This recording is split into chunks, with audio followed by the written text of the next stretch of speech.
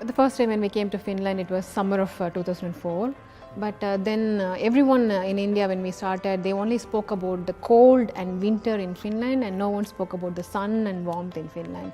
So we were geared up with full of custom-made winter clothes, and we were the only ones who landed in Vantaa airport full of winter gear and suitcase full of woolen stuff. Yeah, and then we were so surprised that, oh, there is sun here and warmth here. If you talk about innovation in Finland, I think we are standing in the place where it is actually happening.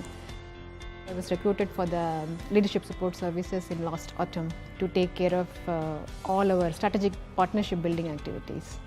Personally, for me, it's the most stress-free life that you can have ever. So I didn't decide to be here, but I was maybe destined to be here.